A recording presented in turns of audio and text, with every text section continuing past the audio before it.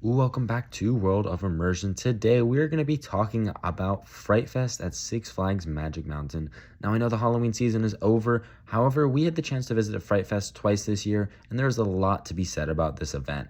Like I said though, even though the haunt season is over, we have tons of videos coming out from all of the other parks that we visited, reviews and comparisons of the events, especially so that we can go into next year with a better understanding of what these events are like, as well as maybe thinking about what they could do differently. But before we start today's video, be sure to hit that subscribe button so you never miss, and we have brand new content. Like I said, we have tons more videos coming out, especially up from the haunt season. We have a lot of videos that are left to be posted, so stay tuned for those. With that being said though, let's get right into the video.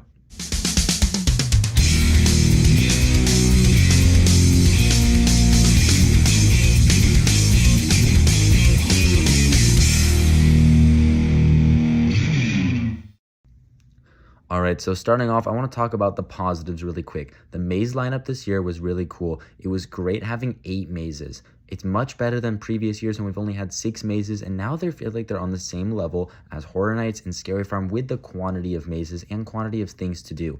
They have quite a few scare zones around the entire park, I think more than really any other haunt had. They have a lot of scare zones, and they had a lot of mazes. 8 mazes is quite a bit. Additionally, Saw X was a really great standout maze from this year. It was such a great overall maze. I feel like the set design was really good. It was pretty decently scary.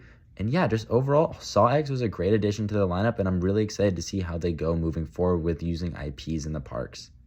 However, that being said, there is a lot of negatives to talk about. So let's start off by talking about the other IP maze from this year. And I had quite a few things to say. If you haven't already, check out our first reactions video from Fright Fest. Me and my friend Alex had our very strong opinions on the Conjuring maze when we came out of it for the first time. However, really quickly, I'll talk about why we didn't like it very much. The Conjuring was a really bad maze, unfortunately, and I don't usually say that. I usually like to try to find the good in each of the things that I try to do. However, The Conjuring, I really feel like didn't have very many redeeming qualities, which is really sad because I'm a huge fan of the Conjuring franchise. For starters, the maze was really short. It was around a minute long, which is compared to almost all the other mazes at Fright Fest is much shorter. And then compared to mazes that are like not Scary Farm, it's almost like 1/5 the length of those mazes, which is really sad to see. Because especially it's because that location is really small. There's not much space for them to work with, which I understand, but also I feel like they could have definitely made it a lot longer. Additionally, the set design was really not that great. The first few rooms was pretty decent. You walk in, it looks pretty cool. The pre-show is honestly pretty decent. But after those first 3 rooms, it's just pretty much black walls with a few actors in there. It's not great at all. The other thing is there were pretty much no actors in the entire maze, which was crazy to me. There were like maybe 7 actors, I think, scattered throughout the entire maze, which compared to every other maze in the park was significantly less. Even that being said, a lot of the other mazes in the park also didn't have that many actors. However, this one felt like there was just a lot of actors missing and just overall not that many people in there.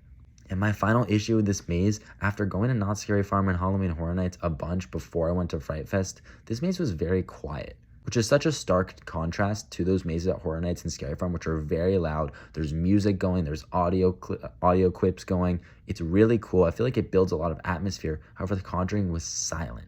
And honestly, it makes the scares kind of awkward. You know, it's uncomfortable when they're kind of scaring you and it's dead silent. There's no music in the background or anything. I think this maze could have really benefited from a soundtrack. I think that would have helped a lot. But overall, The Conjuring was really disappointing, which is really sad to see.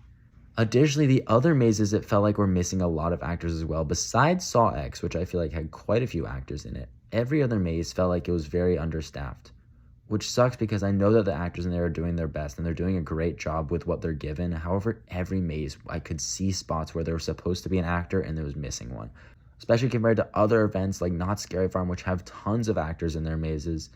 I feel like Fright Fest was just missing quite a few people. Additionally, in the scare zones as well, I feel like there were not that many actors as compared to previous years. I know I had the same issue with it last year. I feel like each scare zone had barely any actors, but I do remember vividly in previous years, the scare zone's having a ton of actors. So maybe it was just these last 2 years, I'm not sure.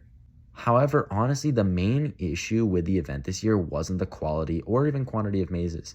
I feel like the quality was pretty comparable to previous years. The main issue this year were the operations. Now, Fright Fest normally is not as crowded as Horror Nights and Scary Farm, but the fact that they had IPs this year made the event significantly more crowded, and their operations were terrible. Now, usually you expect pretty bad operations when it comes to Six Flags and even the Cedar Fair parks. However, the maze operations were really, really bad.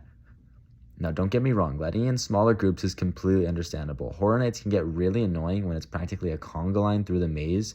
However, that being said, there's no reason to let in only 5 to 8 people every minute.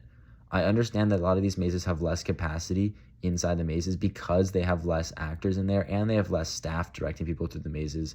I feel like they need to invest in having those mazes have higher capacities, similar to Horror Nights and Scary Farm. Scary Farm this year, I know upped how many people they let into the maze at a time. It's more similar to Horror Nights, but that's really good because it helps the line move a lot faster. Every single maze at Scary Farm had at least an hour wait when I was there in the middle of September. Every single maze had at least an hour wait when I was there at the end of September. It wasn't even October yet. Granted, it was a Saturday, and Horror Nights would be similar. However, at least at Horror Nights, those lines move. Now, I also had Express, and even with Express, every single maze was at least a 30-minute wait with Express, which is insane to me. Now, that doesn't even include the IP mazes. The IP mazes were significantly worse. The Conjuring was pretty much a 2-hour wait the entire night for General, and Express took around 45 minutes. It took almost an hour for us. It was posted at 45 minutes for Express. However, we were in line for 55 minutes with our Express ticket. At Horror Nights or Scary Farm, you would never wait more than 30 minutes, maybe 45 minutes if the General line is a lot longer. However, because of how slow those operations were, the Express lines were also insanely long. And then finally, the last maze that we did of the night was Saw X, and with Express, we waited 85 minutes. The General line was a 4-hour wait, so I cannot imagine if people hopped in line for that and were in that line for their entire night. The event only runs for 5 hours, so that'd be pretty much your entire night just for one maze. Never have I seen a line at Halloween Horror Nights or Not Scary Farm that is longer than 3 hours. 3 hours is insane. I rarely see it more than 2 hours, but 4 hours for one maze is crazy because of how poor the operations were. The line wasn't even that bad. If there was that many people in line for a Horror Nights or Scary Farm maze, my guess is it would be 30 minutes at most, but because of how bad the operations were, it made the line 4 hours. It was pretty much a standstill the entire time in the Express line, which is insane to me. So I feel like they really need to work on their operations for next year, especially because they're bringing in a lot more crowds. I feel like it's not necessary to have these restrictions with how many people they let in at all. I think that they could really fix that for next year. To be completely honest, if these issues were to be fixed, I feel like the event's perception would be a lot different. I feel like people didn't like the event this year because of the crowds, not necessarily because of the maze quality. The maze quality really isn't that awful. It's pretty comparable to something like Howl-O-Scream over at SeaWorld, or even like the Haunted Hayride or other events like Shacktoberfest. It's just really the main issue is those crowds. None of those other events that I just mentioned have the issues with crowds and the capacities in their mazes because they manage the crowds a lot better.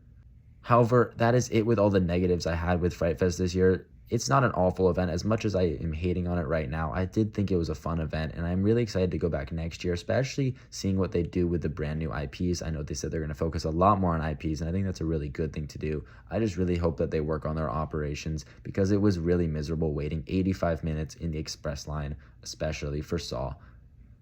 However, please be sure to comment down below what you thought of Fright Fest this year. If maybe my opinion was completely just based on one night, and if every other night of the event was different, I could be completely wrong. Comment down below what your experience was, and if you enjoyed Fright Fest, as well as what you hope to see next year from Fright Fest.